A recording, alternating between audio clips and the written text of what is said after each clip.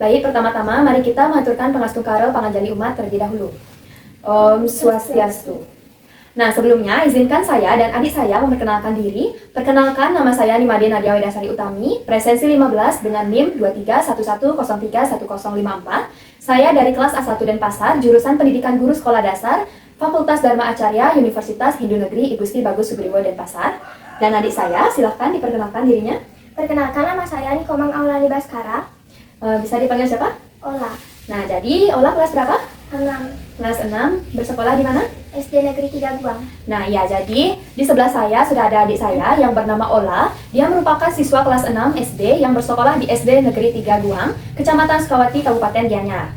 Nah, pada kesempatan kali ini, kakak ingin mengajak Ola untuk membahas materi bab 2 pada mata pelajaran Ilmu Pengetahuan Sosial.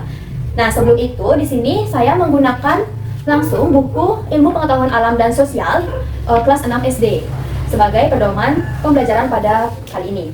Nah, di sini saya juga sudah menyiapkan media ajar berupa peta konsep, yang dimana peta konsep ini terdapat 3 peta konsep, yaitu dari topik A, B, sampai topik C. Nah, selain itu, saya juga sudah menyiapkan LKPD atau lembar kerja peserta didik yang nantinya akan dijawab oleh Ola. Nah, jadi di sini saya menyiapkan 3 LKPD sesuai dengan topiknya.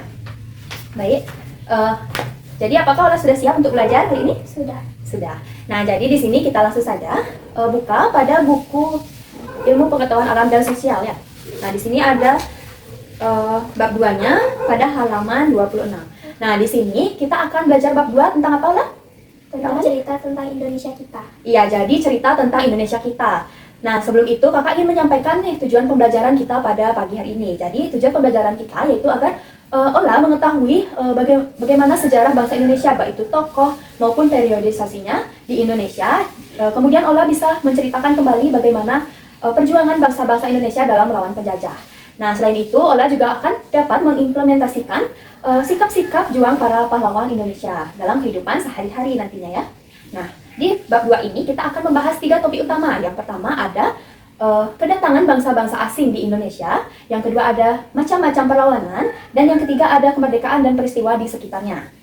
Nah, baik, kita akan membahas topik yang pertama, yaitu apa lah? Coba dibaca topiknya. Kedatangan bangsa-bangsa asing di Indonesia. Ya, kedatangan bangsa-bangsa asing di Indonesia. Nah, Ola bisa lihat di peta konsep ya. Nah, jadi kakak ingin tanya nih, menurut Ola kenapa sih bangsa-bangsa asing itu datang di Indonesia? Untuk mencari rempah-rempah. Iya, benar. Jadi bangsa-bangsa asing itu datang ke Indonesia untuk mencari rempah-rempah. Nah, ada berapa bangsa asing yang datang ke Indonesia? 4. Ada 4. Bangsa apa saja? Portugis, Spanyol, Belanda, Inggris. Inggris. Jadi ada 4 bangsa asing yang datang di Indonesia, yaitu ada bangsa Portugis, Spanyol, Belanda, dan Inggris. Nah, jadi kakak jelasin sedikit ya Allah. Nah, di Indonesia itu merupakan perdagangan yang kaya akan rempah-rempahnya, tepatnya di daerah Malaka. Nah, jadi Malaka itu merupakan perdagangan terbesar di Asia. Nah, ketika bangsa asing ini tahu kalau Malaka menjadi pusat perdagangan terbesar di Asia, maka mereka ini datang ke Indonesia untuk menjelajahi pulau-pulau kecil penghasil rempah-rempah itu. Nah, jadi di Malaka itu mereka menjual rempah-rempah yang sangat bermanfaat yang sulit didapatkan oleh bangsa asing. Nah, kedatangan bangsa-bangsa Eropa ini pada awalnya dia bersikap baik terhadap bangsa Indonesia karena dia ingin menarik simpati rakyat Indonesia. Namun lama-kelamaan dia melakukan apa? Kekerasan ya, penindasan, sehingga Indonesia mengalami apa? Menderita. Iya, kemudian Indonesia mengalami penderitaan akibat penindasan tersebut. Nah, jadi bangsa yang pertama datang ke Indonesia adalah bangsa Portugis. Nah, bisa Ola lihat pada buku halaman 27 ya. Nah, jadi kedatangan bangsa Portugis ini pada awalnya dia ingin mencari rempah-rempah, ingin melakukan perdagangan. Namun, kemudian dia ingin menguasai jalur perdagangan tersebut, sehingga kerajaan Malaka marah. Kemudian kerajaan Malaka akhirnya melawan bangsa Portugis ini. Namun, bangsa Portugis berhasil untuk melawan kerajaan Malaka, hingga akhirnya kerajaan Malaka ini jatuh di tangan Portugis pada tahun berapa itu lah? Tahun 1511. Iya. Nah, selanjutnya kemudian Portugis juga menguasai daerah di mana? Wilayah Malaysia. Maluku, wilayah Maluku ya. Nah, jadi dia menguasai wilayah Maluku ini pada tepatnya hampir 1 abad. Itu pada tahun berapa? Pada tahun berapa? 1512 sampai 1615. Iya. Nah, setelah itu datanglah bangsa Spanyol, di mana bangsa Spanyol ini memiliki tujuan yang sama dengan bangsa Portugis, yaitu dia ingin mencari rempah-rempah dan kemudian dia ingin menguasai perdagangan di Nusantara. Akan tetapi dia juga memiliki tujuan lain yang disebut dengan gold, glory, dan ghostland. Nah, kamu tanya nih, apakah Ola tahu apa yang disebut dengan gold, glory, dan ghostland itu? Gold adalah memburu kekayaan mencari emas, perak, bahan tambang, dan rempah-rempah. Glory adalah memburu kejayaan, superioritas, dan kekuasaan. Gospel adalah menjalankan tugas suci untuk menyebarkan agama. Nah, iya, jadi itulah berapa ada? 3. 3 slogan yang merupakan tujuan lain dari kedatangnya bangsa Spanyol ini ke Indonesia ya. Nah, kemudian bangsa Spanyol ini datang ke wilayah timur Indonesia, yakni di daerah mana? Coba dibaca. Tidore. Iya, Tidore, tepatnya di Maluku. Nah, pada saat kedatangan bangsa Spanyol tersebut, bangsa Spanyol ini mendukung rakyat Tidore untuk melakukan peperangan melawan rakyat Ternate yang dipimpin oleh kerajaan Portugis. Nah, kemudian rakyat Tidore dan Ternate ini akhirnya sadar bahwa mereka sedang dirugikan. Kemudian mereka pun melawan bangsa-bangsa asing tersebut dan mengusirnya dari wilayah mereka. Nah, seperti itulah. Kemudian setelah itu datanglah bangsa yang ketiga, bangsa apa? Belanda. Bangsa Belanda. Nah, jadi bangsa Eropa yang datang ke Indonesia selanjutnya yaitu bangsa Belanda. Di mana bangsa Belanda ini mendarat di mana? Bisa dibaca di punya? Di Banten pada tahun berapa lah? 1596. Nah, iya, jadi dia mendarat di Banten pada tahun 1596.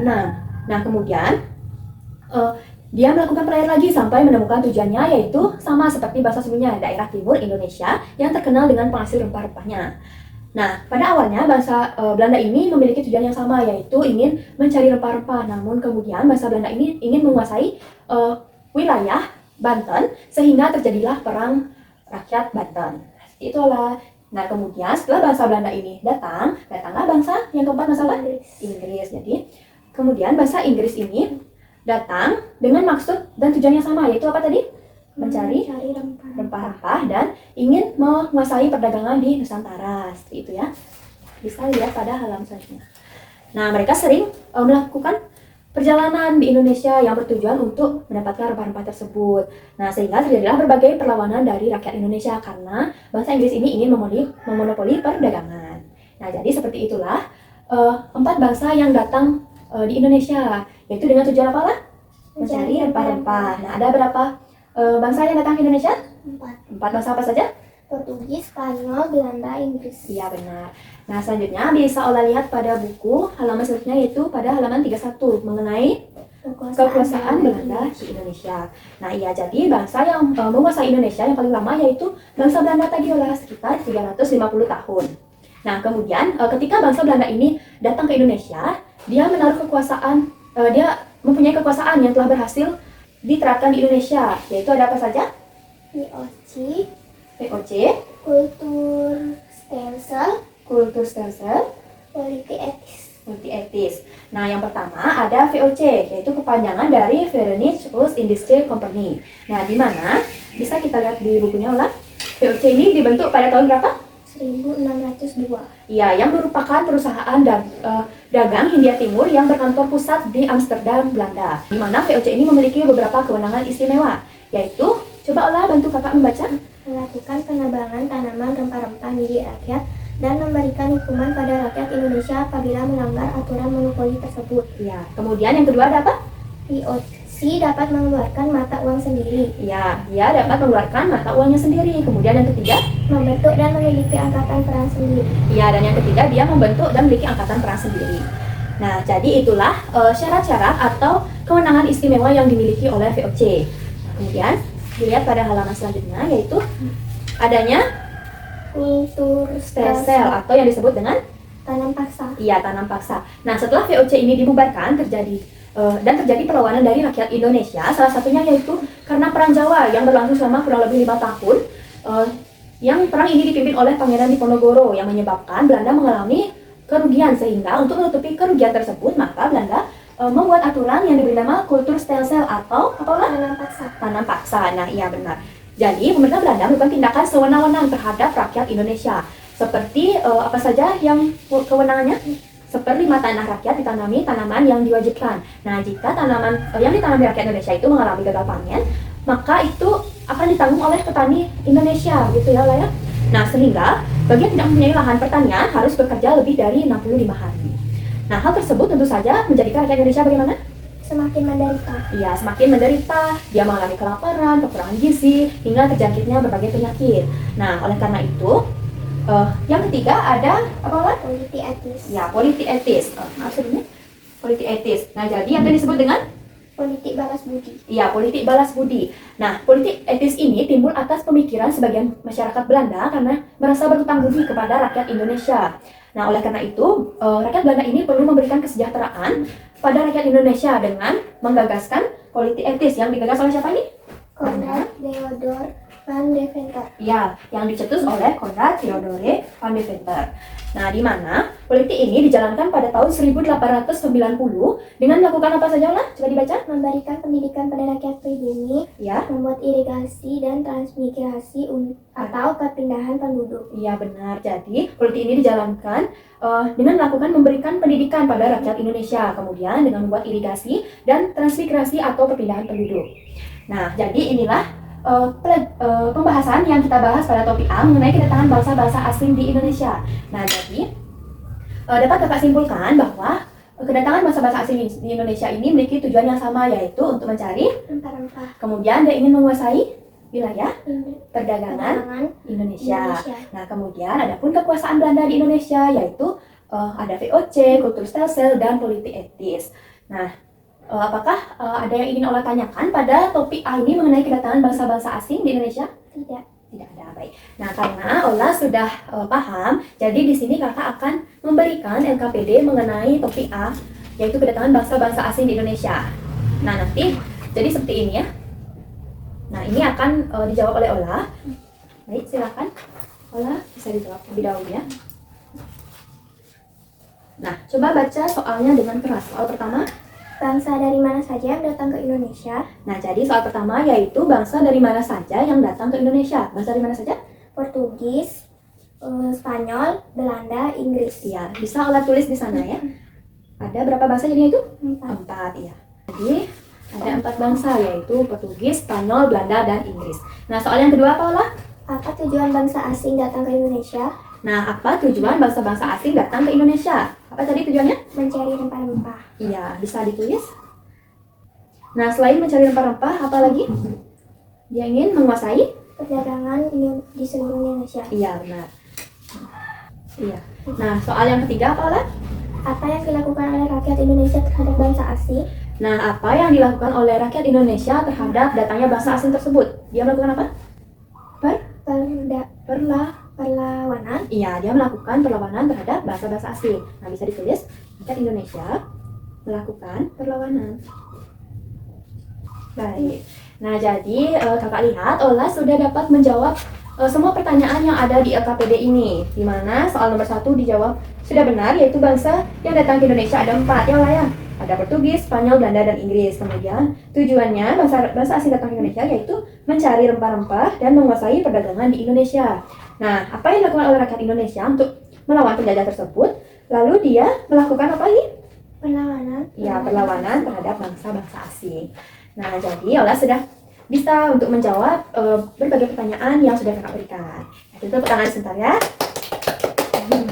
Nah, selanjutnya kita akan lanjutkan pada topik yang kedua, yaitu apa ini Ola? Coba lihat ada punya. Macam-macam perlawanan. Iya, macam-macam perlawanan. Nah, sebelumnya saya izin terlebih dahulu untuk mengganti peta konsep yang ada di belakang saya ini.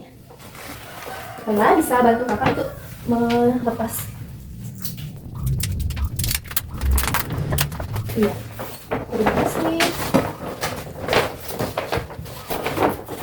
Nah, baik, selanjutnya kita bisa lihat pada papan peta konsep mengenai topik B, yaitu apalah? Macam-macam perlawanan. Iya, macam-macam perlawanan. Nah, menurut Ola, apa yang dilakukan rakyat Indonesia untuk melawan bangsa-bangsa asing itu tadi? Melakukan apa? Peperangan. Iya, melakukan peperangan. Nah, jadi peperangan itu merupakan salah satu cara bangsa Indonesia untuk melawan penjajah. Nah, di sini yang pertama ada, di sini saya akan menjelaskan beberapa perang yang dilakukan rakyat Indonesia untuk mengusir penjajah. Yang pertama ada Perang Jawa. Iya, perang Jawa yang diperjuangkan oleh siapa lah? Pangeran Diponegoro. Iya, Pangeran Diponegoro. Nah, bisa lihat pada gambar. Di sini, ini namanya siapa? Pangeran Diponegoro. Iya, Pangeran Diponegoro. Nah, perang Jawa ini pada awalnya disebabkan oleh intervensi pemerintahan Belanda yang melahirkan konflik baru pada abad ke-19, khususnya di daerah Surakarta dan Yogyakarta. Nah, konflik tersebut yang dilakukan Belanda yaitu dia beraninya memasuki budaya Barat, menaikkan pajak dan membangun patok-patok pembuatan jalan raya di atas tanah apalah Kesultanan Yogyakarta. Nah, hal tersebutlah membuat Pangeran Diponegoro ini merasa marah lah, sehingga dia menyatakan peperangan. Nah, jadi pada saat perang, Pangeran Diponegoro ini menggunakan taktik gerilya dengan cara menyerang secara tiba-tiba dan memutus jalur pemberian makanan kepada pasukan Belanda. Nah, hal tersebut membuat pasukan Belanda ini mengalami kekalahan, sehingga di bawah pimpinan Jenderal de Kock, Belanda ini memanggil bala bantuan tentara Belanda dari wilayah Sumatera dan Sulawesi, serta Belanda ini merekrut tentara dari Afrika dan Pantai Gading untuk menambah jumlah tentaranya. Nah, selain itu, Jenderal juga menerapkan strategi baru yang disebut apalah? Benteng Stelsel. Benteng Stelsel, yaitu membangunnya banyak benteng dengan tujuan mempersempit ruang gerak Pangeran Diponegoro ini. Nah, sehingga Pangeran Diponegoro merasa terdesak. Lalu dia diharuskan berunding dengan pihak Belanda. Nah, di tempat perundingan tersebut, Pangeran Diponegoro ini ditangkap oleh Belanda dan diasingkan di mana? Di Makassar, Sulawesi Selatan. Nah, dia meninggal di pengasingan pada tahun 1855. Nah, Pangeran Diponegoro ini dikenal dengan perang Diponegoro ini dikenal dengan Perang Jawa. Nah, perang inilah yang membuat Belanda mengalami kerugian hingga memunculkan ide yaitu kultur stelsel, atau apa tadi? Kultur stelsel itu? Tanam paksa. Iya, tanam paksa untuk mengganti kerugian yang telah dialami pada Perang Jawa ini. Nah, baik, selanjutnya kita bisa lihat ada perang apa ulah selanjutnya? Padri. Ya, perang Padri yang dipimpin oleh siapa? Tuanku Imam Bonjol. Iya, Tuanku Imam Bonjol. Nah, perang Padri ini merupakan perang yang diperjuangkan oleh Tuanku Imam Bonjol. Nah, jadi olah perang Padri ini terjadi di wilayah Minangkabau. Bisa olah lihat di bukunya. Minangkabau, Sumatera Barat. Nah, perang tersebut dimulai karena adanya pertentangan antara kaum adat dan kaum agama atau Padri terkait praktik keagamaan yang menimbulkan peperangan. Nah, oleh karena itu kaum adat mengalami kekalahan dalam peperangan tersebut. Nah, sehingga akhirnya kaum adat ini meminta bantuan tentara Belanda yang ada di wilayah tersebut. Nah, sebagai imbalannya Belanda meminta wilayah Minangkabau untuk menjadi wilayah kekuasaan Belanda. Nah, pada peperangan tersebut kaum Padri dipimpin oleh siapa? Datuk Bandaro. Nah, setelah Datuk Bandaro ini meninggal, digantikan oleh Tuanku Imam Bonjol. Iya, Tuanku Imam Bonjol. Nah, dalam melakukan perlawanan terhadap kaum adat yang dibantu oleh Belanda, Tuanku Imam Bonjol ini menggunakan strategi yang sama seperti dengan Pangeran Diponegoro. Menggunakan strategi apa dia? Perang gerilya. Iya, perang gerilya. Nah, oleh karena menggunakan strategi tersebut, Belanda mengalami kewalahan sehingga dia melakukan gencatan senjata pada tahun berapa lah? 1825. Iya, sehingga dia meminta gencatan senjata pada tahun 1825. Nah, pada saat terjadi gencatan senjata, pasukan Belanda ini dikirim ke Jawa untuk membantu peperangan di Perang Diponegoro. Nah, jadi pada saat Perang Diponegoro itu dilaksanakan, Perang Padri ini juga dilaksanakan oleh. Nah, kemudian setelah memenangkan Perang Jawa, pasukan Belanda itu ditarik kembali ke Sumatera Barat untuk melawan kaum Padri dan menguasai wilayah Sumatera Barat. Nah, dengan jumlah pasukan Belanda yang mengikat pesat, maka pertempuran hebat terjadi di Agam pada tahun berapa? 1833. Nah, dalam pertempuran tersebut, Imam Bonjol berhasil ditangkap Belanda pada tanggal 25 Oktober tahun 1837. Nah, kemudian Tuanku Imam Bonjol diasingkan ke Cianjur, kemudian dipindahkan ke Ambon, hingga terakhir dipindahkan ke Manado, sehingga beliau wafat pada tahun berapa lah? 1864. Dan dimakamkan di Kampung Pinalang dekat kota Manado. Ya, dimakamkan di Kampung Pinalang dekat kota Manado. Nah, jadi itulah dialah perjuangan Tuanku Imam Bonjol dalam Perang Padri tersebut. Nah, jadi dapat kita simpulkan bahwa peperangan yang dilakukan oleh rakyat Indonesia melawan penjajahan Belanda pada saat itu semuanya mengalami keguguran karena dari Perang Jawa, Pangeran Diponegoro mengalami keguguran, dia wafat di tempat pengasingan. Nah, kemudian pada Perang Padri, Tuanku Imam Bonjol juga mengalami keguguran, dia wafat pada saat dipindahkan ke Manado. Nah, jadi karena Indonesia belajar dari pengalaman sebelumnya, karena dia kalah dalam melawan peperangan Belanda, maka kaum pemuda dari Indonesia akhirnya menggunakan cara lain, yaitu dia menggunakan organisasi untuk melawan, kekuatan organisasi untuk melawan penjajah di Indonesia. Nah, jadi dengan adanya organisasi-organisasi tersebut, maka itulah yang disebut dengan Masa Pergerakan Nasional. Iya, jadi bisa digeser sedikit. Nah, biar kelihatan ya. Jadi masa pergerakan nasional. Nah, di mana masa pergerakan nasional ini pada masa awal pergerakan ini lahirlah organisasi pergerakan seperti apalah? Huti-Utomo, Sarekat Pedagang Islam, Muhammadiyah, dan Indise Party. Nah, kemudian organisasi tersebut berkembang pada masa awal radikal yang menghasilkan organisasi seperti Perhimpunan Indonesia dan Partai Komunis Indonesia atau PKI. Nah, pada masa modern dengan bersedia bekerja sama dengan pemerintah Hindia Belanda, kemudian lahirlah organisasi yang berhaluan dengan moderat antara lain apalah? Pertindo, Gabungan Politik Indonesia atau GAPI, Majelis Islam ala Indonesia atau MIAI, Persatuan Pemuda Kristen, Persatuan Pemuda Katolik, dan masih banyak organisasi lainnya. Nah, jadi setelah itu ada jadi lahirnya masa pergerakan nasional ini disebabkan oleh beberapa faktor. Nah, ya, diantaranya yang pertama, apalah, coba bantu kakak baca. sejarah kejayaan kerajaan Indonesia di masa lalu. Yang kedua ada Penderitaan rakyat akibat penjajah. yang ketiga, Lahirnya golongan terpelajar dan cendekiawan. yang keempat, Maksudnya paham baru seperti nasionalisme dan demokrasi. yang kelima. Kebangkitan nasional negara-negara tetangga seperti Filipina dan India. Iya benar, jadi itulah beberapa faktor penyebab lahirnya pergerakan nasional ini. Nah, dari masa pergerakan nasional ini, kemudian lahirlah peristiwa Sumpah Pemuda. Nah, di mana peristiwa Sumpah Pemuda ini lahir pada tanggal berapa lah? 28 Oktober tahun 1928 dari hasil Kongres Pemuda. Nah, di sini kakak sudah mencantumkan isi dari Sumpah Pemuda tersebut. Nah, coba kakak sekarang minta Ola untuk membaca isi dari Sumpah Pemuda itu. Yuk, bisa dibaca? Sumpah Pemuda. Baca dengan keras ya. Kami putra dan putri Indonesia mengaku bertumpah darah yang satu, tanah Indonesia. Kedua, kami putra dan putri Indonesia mengaku berbangsa yang satu, bangsa Indonesia.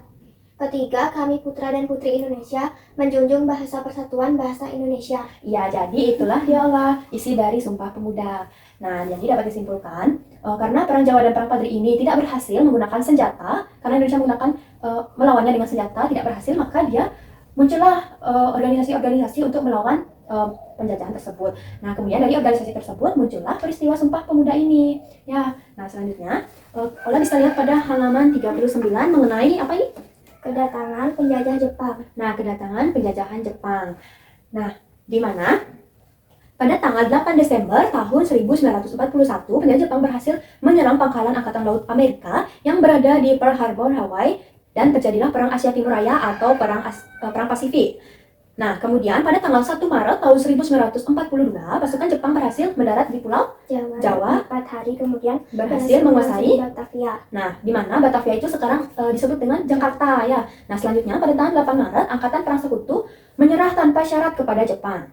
Nah, alasan Jepang menduduki Indonesia karena Indonesia kaya akan Rempah-rempah. iya, rempah-rempah, kemudian minyak bumi dan batu bara. Nah, kemudian jumlah rakyat Indonesia yang banyak dimanfaatkan Jepang untuk membantu peperangannya. Nah, kemudian tenaga kerja paksa yang disuruh Jepang itu disebut dengan istilah Romusa. Nah, jadi walaupun Jepang ini hanya menjajah Indonesia selama kurang lebih 3,5 tahun, namun kekejamannya melebihi penjajahan-penjajahan yang datang ke Indonesia sebelumnya lah. Nah, di mana siksaan yang diderita bangsa Indonesia ini terus ditunjukkan, baik secara ekonomi maupun siksaan secara material. Nah, jadi pada pertengahan tahun 1945 dilihat sebagai akhir pendudukannya tentara Jepang. Sampai akhirnya terbentuklah BPUPKI. Nah, jadi apa kepanjangannya? Badan Penyelidik Usaha-Usaha Persiapan Kemerdekaan Indonesia. Iya, benar.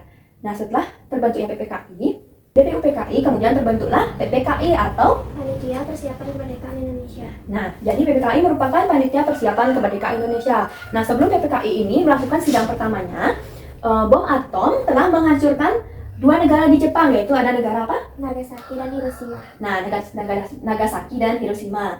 Nah, oleh karena itu, Jepang menyerah tanpa syarat kepada Indonesia. Nah, hal ini tentunya berpengaruh kepada janji kemerdekaan yang diberikan untuk Indonesia. Nah, jadi peristiwa bom atom ini membuka jalan kemerdekaan Indonesia untuk meraih hak kemerdekaannya dengan bangsa itu sendiri. Jadi, seperti itu Ola.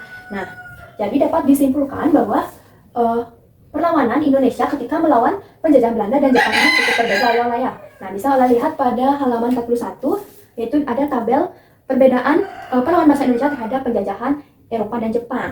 Nah, yang pertama dalam sifat perjuangannya, di mana pada masa penjajahan bangsa Eropa, Indonesia masih bersifat di mana? daerahan. Nah, dia belum memiliki rasa persatuan dan kesatuan, sehingga dalam melakukan perlawanan terhadap penjajahan Eropa, Indonesia masih banyak mengalami keguguran. Nah, kemudian pada masa penjajahan Jepang ini Indonesia sudah menanamkan konsep persatuan dan kesatuan. Nah, kemudian yang kedua yaitu dalam bentuk perjuangannya, di mana pada penjajahan masa Eropa ini dia menggunakan apa? Peperangan fisik seperti senjata ya. Nah, kemudian sedangkan pada penjajahan Jepang dia menggunakan kekuatan apa tadi? Organisasi. Ya lah ya. Jadi pada masa penjajahan Jepang dia menggunakan kekuatan organisasi untuk melawan penjajahan di Indonesia. Nah, kemudian hasil perjuangannya juga berbeda. Jadi pada masa penjajahan Eropa, pihak Indonesia selalu mengalami kekalahan, sedangkan pada penjajahan Jepang, Indonesia sudah berhasil mempersiapkan segala sesuatu yang diperlukannya untuk merdeka. Nah, jadi apakah Ola ada yang ingin ditanyakan mengenai topik B tentang macam-macam perlawanan? Tidak. Nah, jadi karena Ola tidak ada pertanyaan, di sini kakak mempunyai satu LKPD untuk topik B. Jadi di sini Ola akan menarik garis sesuai dengan pertanyaan dan jawabannya yang sesuai ya. Nah, jadi bisa Ola lihat pada soal nomor 1. Nah, pertanyaannya apa lah? Indonesia dijajah selama kurang lebih 350 tahun oleh bangsa. Ya, nah, jadi pertanyaan yang pertama yaitu Indonesia dijajah selama kurang lebih 350 tahun oleh bangsa apa lah? Belanda. Nah, oleh bangsa Belanda. Jadi seperti ini ya. Ini soalnya dan jawabannya yang mana? Iya, yang ini. Jadi Ola harus menarik garis dari ini ke sini ya. Coba dibuat dulu. Iya, benar. Jadi seperti ini cara kerja LKPD pada topik kedua. Nah, seperti ini ya. Ya, kemudian bisa dilanjutkan pada soal nomor 2. Istilah untuk pekerja paksa yang digunakan oleh Jepang disebut dengan apa lah? Romusa. Iya, coba lihat pada kolom jawaban. Yang mana Romusa? Iya, bisa tarik garisnya. Iya, benar. Nah, soal yang ketiga apa? Siapa yang menerapkan taktik gerilya pada Perang Jawa? Siapa Pangeran yang menerapkan? Diponegoro. Iya, Pangeran Diponegoro. Bisa ditarik garisnya. Nah, yang kemudian soal berikutnya apa? Sumpah Pemuda dideklarasikan pada tanggal 28 Oktober 1928. Iya, bisa ditarik garisnya ya. Nah, soal yang terakhir. Tuanku Imam Bonjol ditangkap oleh Belanda pada pertempuran Agam pada tanggal 25 Oktober 1837. Iya, benar. Nah, jadi di sini kakak lihat Ola sudah dapat menjawab lembar kerja peserta didik ini dengan sangat benar ya. Nah, di mana soal yang pertama, Indonesia dijajah selama kurang lebih 350 tahun oleh bangsa Belanda. Kemudian soal yang kedua, istilah untuk pekerja paksa yang digunakan oleh Jepang disebut dengan apa? Romusa. Iya, benar. Yang ketiga, siapa yang menerapkan taktik gerilya pada Perang Jawa? Pangeran Diponegoro. Iya, benar. Nah, kemudian Sumpah Pemuda dideklarasikan pada tanggal berapa lah? 28 Oktober 1928. Iya, benar. Nah, soal yang terakhir, Tuanku Imam Bonjol ditangkap oleh Belanda pada pertempuran Agam pada tanggal berapa? 25 Oktober 1837. Iya, benar. Nah, jadi Ola sudah bisa menjawab LKPD ini dengan benar. Mari kita beri apresiasi. Nah, jadi karena Ola sudah bisa paham dengan topik B, di sini kakak akan melanjutkannya ke topik C, yaitu topik terakhir mengenai apa lah? Kemerdekaan dan peristiwa di sekitarnya. Iya, benar. Nah, sebelum itu, saya izin untuk mengganti peta konsep yang ada di belakang saya ini. Ya. Ola bisa bantu kakak?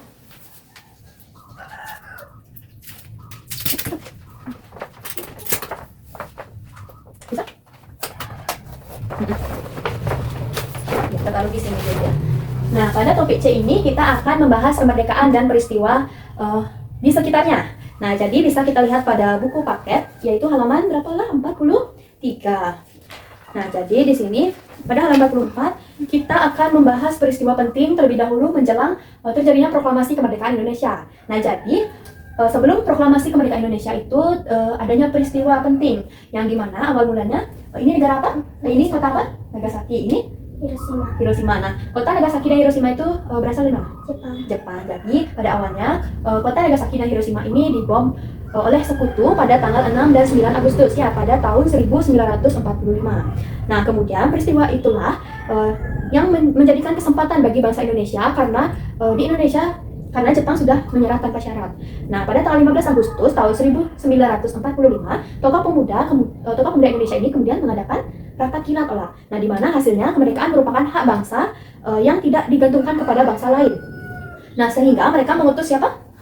Darwis dan Wikana. Ya, mereka mengutus Darwis dan Wikana untuk menghadap Bung Karno dan Bung Hatta. Namun permintaan itu pun ditolak. Nah, oleh kejadian tersebut, kemudian menimbulkan ketegangan antara golongan tua dan golongan muda olah, yakni adanya perbedaan pendapat mengenai proklamasi kemerdekaan Indonesia tersebut. Nah, hal itulah menjadi penyebab utama dibawanya Bung Karno dan Bung Hatta ke Rengas Dengklok olah. Nah, di Rengas Dengklok ini kemudian Bung Karno dan Bung Hatta dibawa ke Rengas Dengklok ini supaya dia bisa menyusun proklamasi dengan tidak terpengaruh oleh pihak Jepang, yaitu dengan kekuatannya sendiri. Nah, di mana terjadinya dialog antara golongan muda yang diwakili oleh siapa? Bukana Dan golongan tua yang diwakili oleh Ahmad Subarjo, hingga mencapai kata sepakat bahwa proklamasi kemerdekaan Indonesia akan dilaksanakan pada tanggal 17 Agustus tahun 1945. Nah, kemudian bisa dilihat pada halaman selanjutnya, yaitu setelah peristiwa Rengas Dengklok ini, kemudian Bung Karno dan Bung Hatta dibawa menuju kemana lah? Rumah Laksamana Maeda. Nah, di kediaman Rumah Laksamana Maeda, di mana di sana Bung Karno dan Bung Hatta membicarakan persiapan proklamasi kemerdekaan. Nah, di tempat Rumah Laksamana Maeda inilah Bung Karno dan Bung Hatta serta Ahmad Subarjo menyusun teks proklamasi. Nah, jadi siapa saja yang menyusun teksnya? Ahmad Subarjo dan Bung Hatta. Lagi satu? Bung Karno. Iya, benar. Jadi ada berapa tokoh? 3. 3 tokoh yang menyusun teks proklamasi kemerdekaan Indonesia. Nah, kemudian setelah proses penyusunan teks tersebut terjadilah pembicaraan kembali mengenai kesepakatan teks proklamasi yang disusun oleh para hadirin pada kediaman Rumah Laksamana Maeda ini. Dan terjadilah kesepakatan bahwa proklamasi akan dibacakan pada tanggal 17 Agustus tahun 1945.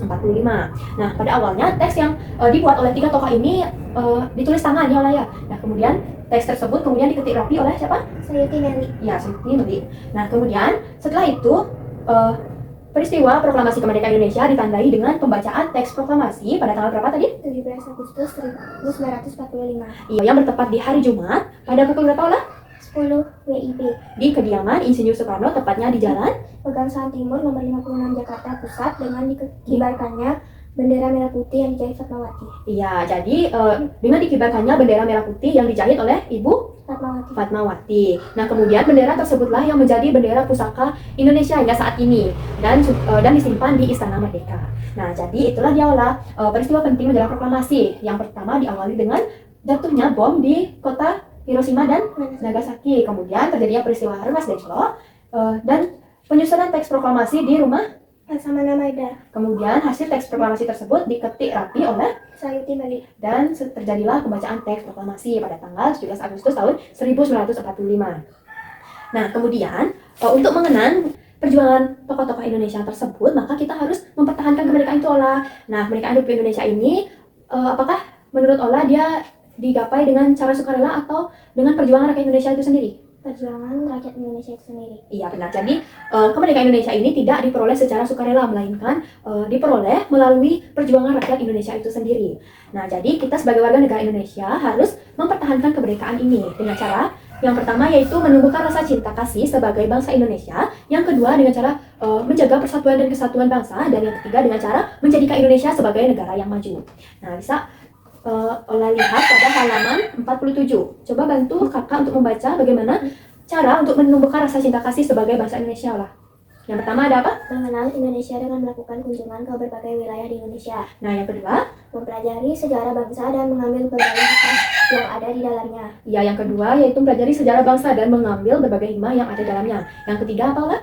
Mempelajari dan melestarikan berbagai budaya dan kesenian bangsa sendiri. Iya, yang ketiga yaitu mempelajari dan melestarikan budaya dan kesenian bangsa sendiri. Nah, apakah Ola suka menari? Suka. Iya, suka. Jadi menari itu juga termasuk Ola untuk melestarikan dan mempertahankan nilai kesenian dalam budaya Indonesia ya Ola ya. Nah, yang terakhir ada Membeli dan mencintai produk dalam negeri. Iya, membeli dan mencintai produk-produk dalam negeri. Nah, kemudian yang kedua ada menjaga persatuan dan kesatuan. Di antaranya dengan cara apalah? Menghargai keberagaman bangsa Indonesia dengan tidak membeda-bedakan suku bangsa dan agama. Ya, jadi yang pertama kita harus menghargai dengan perbedaan yang ada di Indonesia, baik itu dalam suku, ras, agama, seperti itu ya lah ya. Jadi kita ketika kita berteman, kita tidak boleh membeda-bedakan teman yang berbeda agama dengan kita. Seperti itu ya, kita harus menghormati. Iya, kita harus menghormatinya. Nah, yang kedua ada menyelesaikan konflik yang terjadi dengan musyawarah dan mufakat. Ya, kita harus menyelesaikan konflik yang terjadi dengan melakukan musyawarah dan mufakat. Nah, kita juga harus menghargai perbedaan pendapat dari teman kita ya Allah ya. Nah, yang ketiga, menjadikan Indonesia sebagai negara maju dengan cara apa Allah? Berprestasi di berbagai bidang agar diakui dunia sebagai bangsa yang unggul. Nah, yang kedua ada belajar. Dengan giat menjadi penerus bangsa yang bisa diandalkan untuk kemajuan bangsa. Dan yang terakhir ada Meningkatkan kualitas produk Indonesia agar tidak kalah dengan produk luar negeri sehingga produk Indonesia bisa menguasai dalam dan luar negeri. ya. Jadi seperti itu ya lah. Nah, pada topik ketiga ini kita sudah selesai mempelajarinya, yaitu mengenai kemerdekaan dan peristiwa di sekitarnya, dan kita juga sudah belajar tadi bagaimana cara untuk mempertahankan kemerdekaan tersebut ya. Nah, jadi dapat kakak simpulkan pada topik ketiga ini mengenai kemerdekaan dan peristiwa di sekitarnya itu. Jadi kemerdekaan Indonesia ini tidak diperoleh secara sukarela ya. Jadi kemerdekaan Indonesia ini diperoleh dengan perjuangan bangsa Indonesia itu sendiri. Nah, tidak mudah lah untuk memperoleh kemerdekaan ini. Maka kita sebagai rakyat Indonesia harus mempertahankan kemerdekaan Indonesia. Ya, benar. Nah, jadi di sini apakah Ola ada yang ingin ditanyakan sebelumnya? Tidak. Oh, tidak ya. Nah, jadi di sini kakak punya lagi satu LKPD mengenai topik yang ketiga. Jadi seperti ini bentuk LKPD yang kakak buat. Nah, di sini Ola harus menjawab pertanyaan dan menjawabnya di kolom jawaban di sebelahnya ya. Nah, jadi di sini coba Ola jawab semua pertanyaan yang ada di LKPD ini. Ya, sudah selesai? Sudah. Nah, kita bahas bersama-sama ya Ola ya. Nah, jadi soal nomor 1 yaitu kota Jepang yang dijatuhi bom atom oleh sekutu pada tanggal 6 Agustus tahun 1945 adalah kota Hiroshima. Ya, jadi sudah jawab tadi ya. Nah, kemudian soal yang kedua, kota Jepang yang dijatuhi bom atom oleh sekutu pada tanggal 9 Agustus tahun 1945 adalah kota Nagasaki. Iya, kota Nagasaki. Nah, di sini Ola sudah benar menjawabnya. Nah, soal yang ketiga, teks proklamasi kemerdekaan Indonesia disusun oleh Insinyur Soekarno dan Muhammad Hatta. Iya. Nah, di sini Ola kurang lagi satu. Ada berapa penyusun teksnya? 3. 3 ya. Di sini Ola cuma buat 2 ya. Di sini Ola buat Insinyur Soekarno dan Muhammad Hatta. Nah, sebenarnya ada berapa tadi? 3. Siapa lagi satu? Ahmad Subarjo. Iya, benar. Jadi nanti bisa ditambahkan di sini Ahmad Subarjo ya. Nah, kemudian soal berikutnya, tokoh yang mengetik teks proklamasi kemerdekaan Indonesia adalah Sayuti Menik. Iya, Sayuti Menik. Nah, yang soal berikutnya, tokoh yang membacakan teks proklamasi kemerdekaan Indonesia adalah Insinyur Soekarno. Iya, benar. Jadi tokoh yang membacakan teks proklamasi kemerdekaan Indonesia adalah Insinyur Soekarno. Nah, soal berikutnya, bendera merah putih dijahit oleh siapa? Ibu Fatmawati. Iya, Ibu Fatmawati. Nah, soal yang terakhir, di manakah teks proklamasi dibacakan? Jalan Pegangsaan Timur nomor 56 Jakarta Pusat. Iya, di Jalan Pegangsaan Timur nomor 56 Jakarta Pusat, yaitu di kediaman Insinyur Soekarno ya. Nah, jadi di sini Ola sudah dapat menjawab semua pertanyaan yang ada pada LKPD, walaupun tadi kurang satu ya, penyusun teks proklamasi. Nah, Ola di saingan itu ada 3 ya. Nah, di sini Ola cuma buat 2. Jadi tidak apa-apa. Di sini kakak anggap Ola sudah bisa untuk menjawab semua pertanyaan yang ada dalam LKPD ini. Nah, kita beri apresiasi terlebih dahulu. Nah, baik. Terima kasih Ola karena sudah bisa menjawab semua pertanyaan dari lembar kerja tadi ini.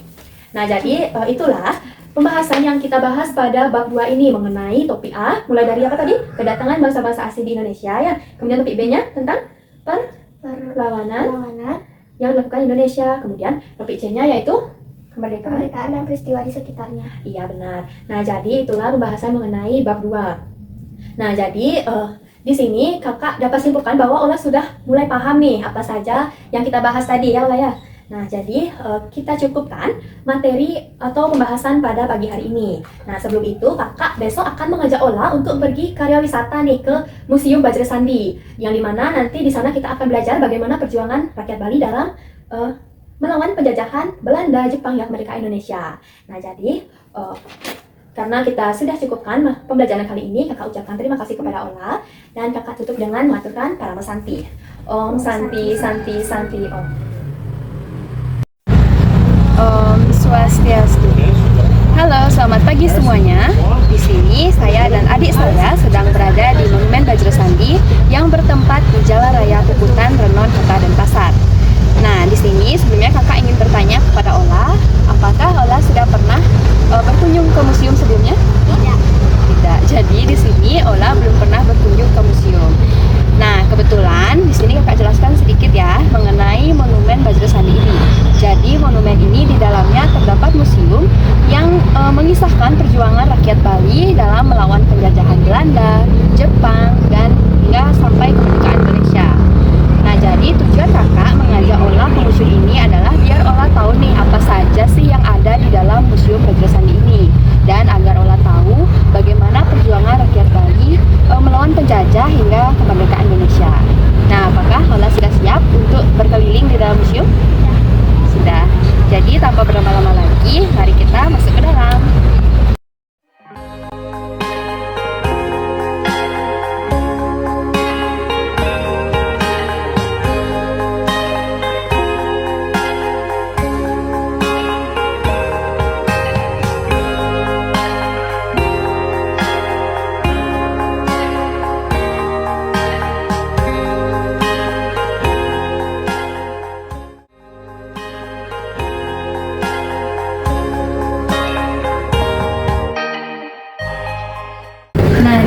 tadi kami sudah berkeliling di dalam museum ini sekitar 1,5 jam ya Ola ya. Jadi gimana maksudnya Ola? Nah, apa Ola tertarik lagi untuk mengunjungi museum yang lain? Tertarik ya. Apa saja yang Ola lihat dari dalam? Ya, diorama. Berapa ada dioramanya? 33. Di dalam diorama itu menceritakan tentang apa? Ya, rakyat Indonesia, khususnya rakyat Malaysia dalam melawan penjajah. Nah, apalagi? Lukisan. Ya, lukisan. Terus ada foto pahlawan. Nah, jadi di dalam museum ini memang terdapat 33 diorama, yang dimana diorama 1 sampai 33 tersebut menceritakan secara berurutan tentang perjuangan rakyat Bali dalam melawan penjajah dari masa prasejarah, masa Bali kuno tadi ya, masa Bali Madius hingga masa Bali Tengah. Nah, mereka itu melawan penjajah sampai dengan masa kemerdekaan Indonesia. Nah, jadi di sini kakak sudah suruh Ola tadi untuk membuat catatan, yang dimana catatan ini bisa dibawa pulang nanti sehingga nanti bisa